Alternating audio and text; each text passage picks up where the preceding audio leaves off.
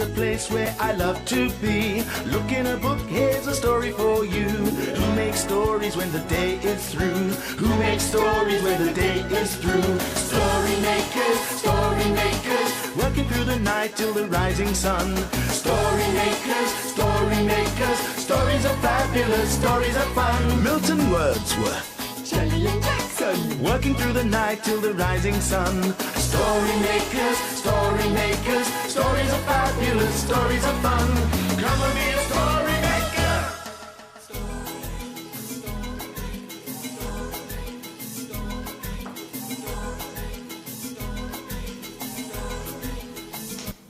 Story makers.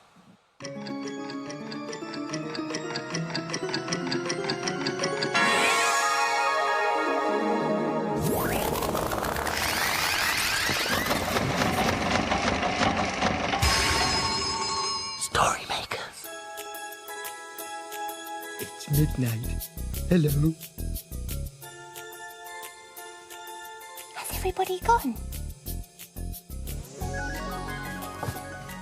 The sun is down, the stars are bright.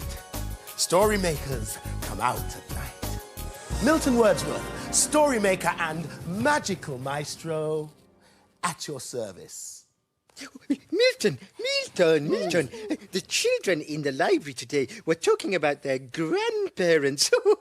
They had some funny stories. Are all grandparents old? Older than you, but wiser too. Not as old as you, surely, Milton. Now, Jelly, don't be rude. I think it's time for a story. This should do. Now it's up to you. Join in and think of your grannies and your granddads. Imagine a story.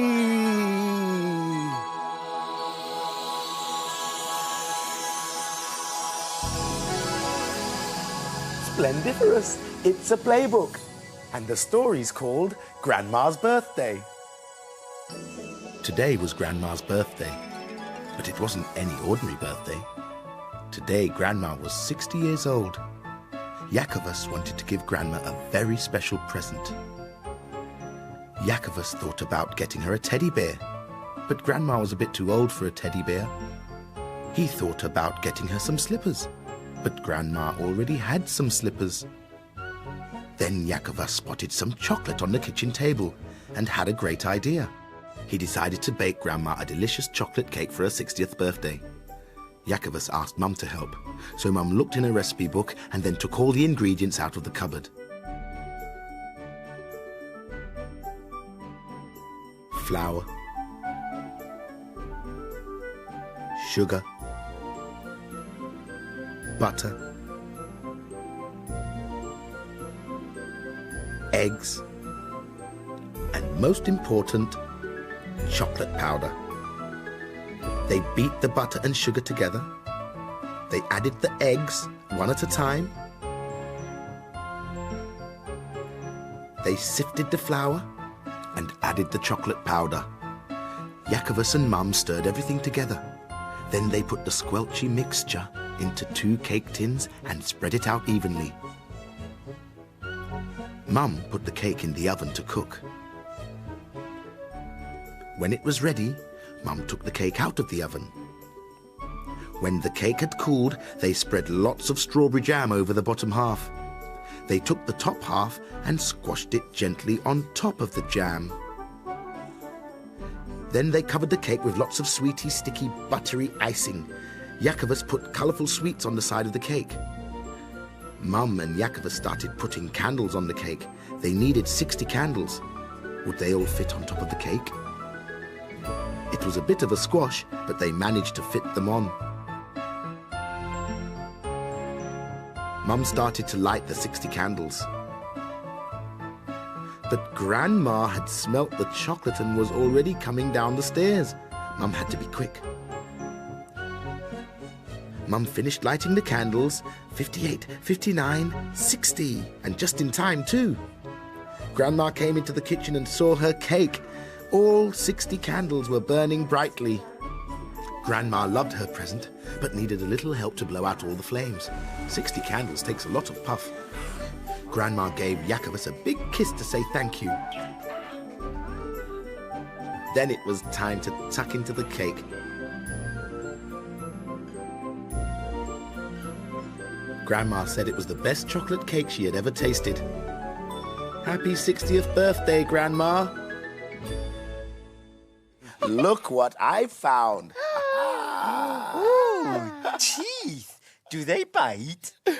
Some old people have to wear these. At night, they take them out and put them into a jar of water. Oh, I don't like the sound of that. Could we use them instead to make a story? Ooh, well, I'm not touching them. Come on, Jelly. You can help me put them into the story machine. Bye-bye, Jelly. Nice to meet you. Ready? Imagine a story.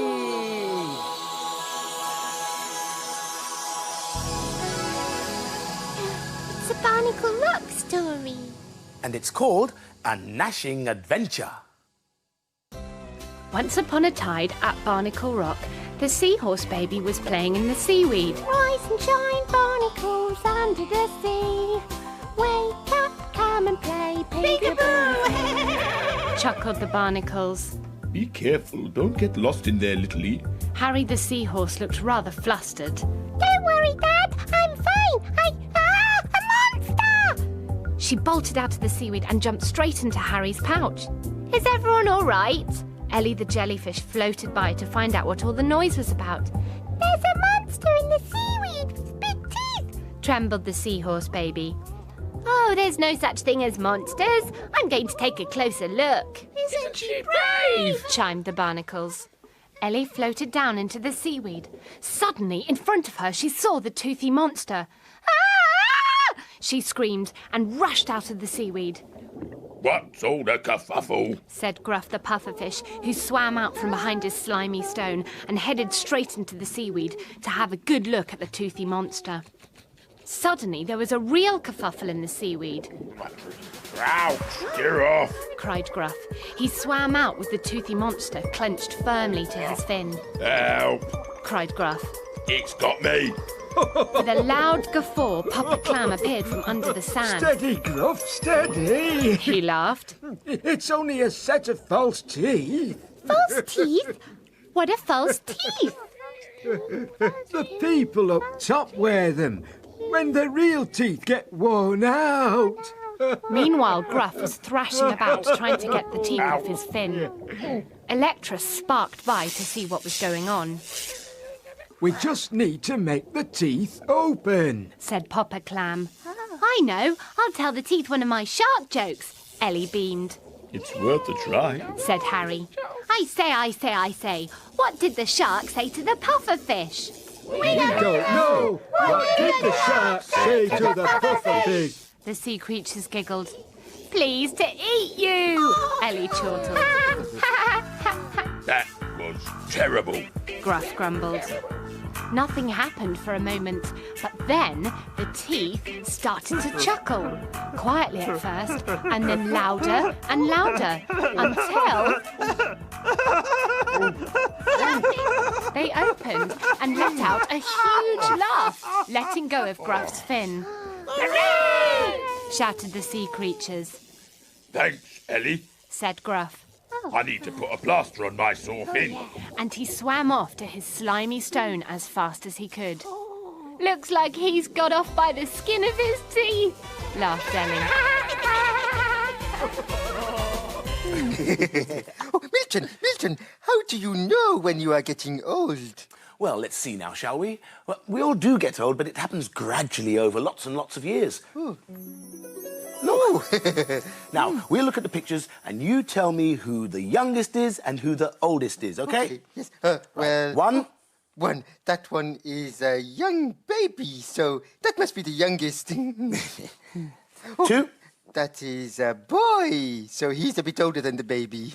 And 3. Oh, that is a man with a beard, so he's a bit older. And 4. That is an old man with grey hair, so he is the oldest. Well done, Jackson. Oh, Milton, can we put the picture of the old man in the story machine? Why, of course, my young whippersnapper. Come on.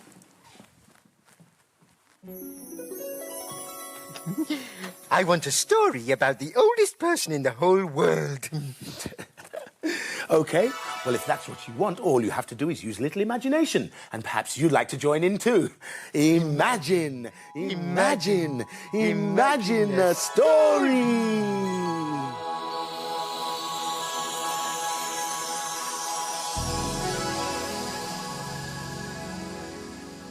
Oh, it's a blue cow story.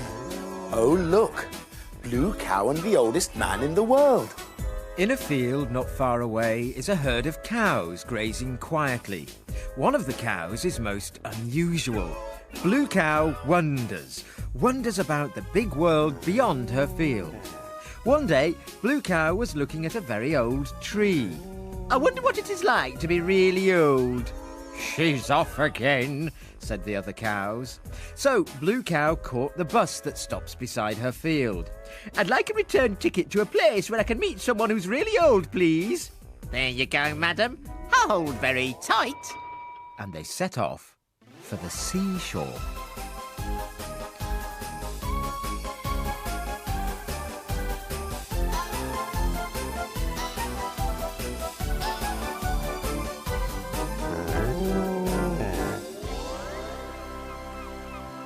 And then they arrived.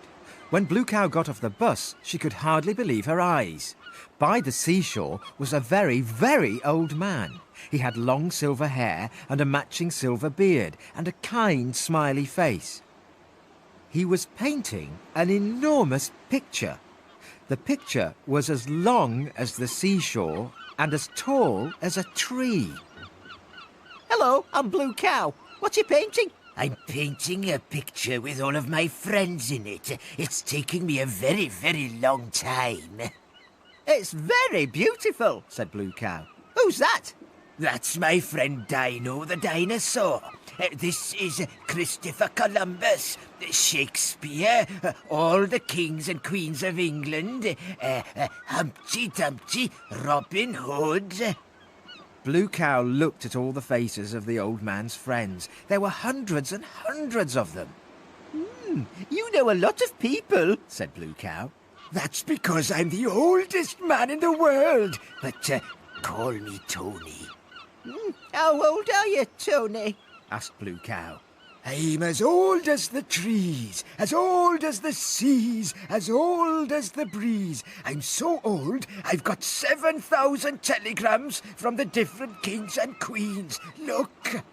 And he held up a pile of telegrams. And in this space in the corner, I'm going to paint my new friend.